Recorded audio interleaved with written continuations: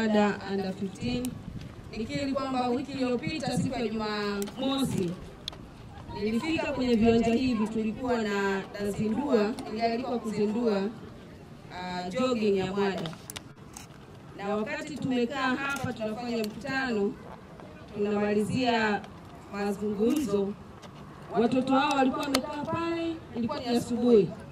Na walikuwa wamekaa chini, wamekaa duara. Alafu captain huyu hapa na wewe njoo hapa na huyu hapa. Hao walikuwa wanasimama kwa zamu wanafanya kikao. Kweli mimi nilikuwa nimekaa hapa, lakini mawazo yote yakahamia kule. Kwa sababu watoto walikuwa wametulia, wanamsikiliza kiongozi wao. Akishaongea, akimaliza mmoja anakaa, wanapiga makofi na mwingine anainuka anazungumza. Ule utaratibu niliona sio kawaida kwa watoto wa siku hizi. Kwanza nitumie fursa hii kuwapongeza sana wazazi na walezi wa watoto hao.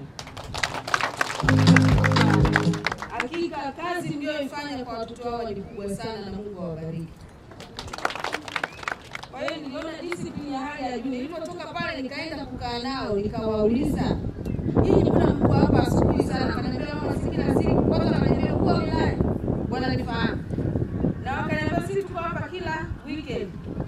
Tunakutana, tunajadili mambo yetu na tunafanya mazoezi. Lakini kila siku jioni tunakutana hapa kwenye uwanja kwa ajili ya kufanya mazoezi. Sisi ni timu ya mpira ya Mwada under 15. Yaani chini ya miaka 15. Na wakaniambia, "Sisi tunacheza na timu kubwa, hata kaka zetu wa under 17, under 18. Under 17.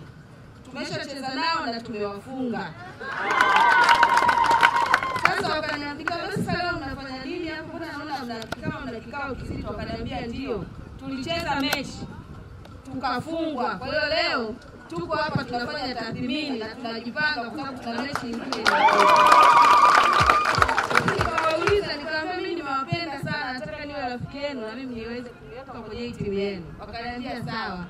Nikamwambia, "Mnataka nini?" Wakaniambia, "Sisi hatuna jezi na hatuna mpira." Nikawaambia, "Jumamosi nitawaletea jezi kama mlivyoomba." Kwa hiyo kaenda kujipanga huko na wasaidizi wangu, tumepata jezi kwa watoto wote walioko 30. Kwa watoto wote 30. Na jezi hizi tumeandika jina la kila mtoto na namba yake ambayo anacheza.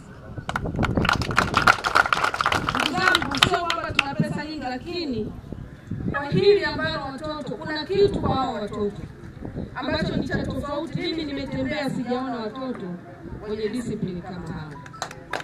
Kwa hiyo tukaona tuwatie moyo na tuwalee, kwa sababu kuna vipaji hapa. Kuna watoto hapa tutakuja kuwaona miaka ijayo wanacheza kwenye timu kubwa za Ulaya. Wanatoka hapa. Ndugu zangu, hata hao wakubwa wanaocheza huko kwenye timu za Ulaya wameanza kama hao. Kwa hiyo wazazi na walezi, niwapongeze, lakini niwaombe kwamba muendelee kuwalea watoto hao katika misingi hii mizuri. Vitoto vingine muda ule bado vinajinyosha kitandani, vingine viko kwenye TV toka asubuhi mpaka jioni havijielewi. Ndio hivyo unakuta matusi na nini, muziki yote wanacheza wao. Lakini hawa wamekuja kufanya mazoezi, wanatunza afya zao, lakini pia wanajifunza kuwa viongozi, wanatengeneza urafiki na mambo mengine. Na wazazi wengine tuige kwenye maeneo yetu, twende tukafanye kama wanavyofanya watoto hao.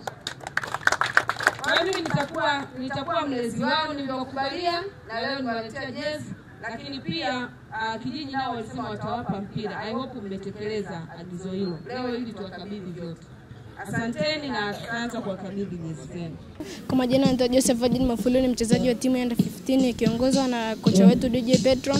Sisi kama timu tumejivunia vikubwa sana kwa kupata mdhamini mzuri na mwenye moyo mzuri. Tunamshukuru ameweza kutudhamini jezi na kutudhamini kama mdhamini wetu. Tunamshukuru sana kwa hilo. Mungu ambariki mdhamini wetu, aendelee kumuongezea maisha marefu. Sisi kama timu gumu kucheza bila vifaa vya michezo inatuletea kuongeza vipaji vya wachezaji kama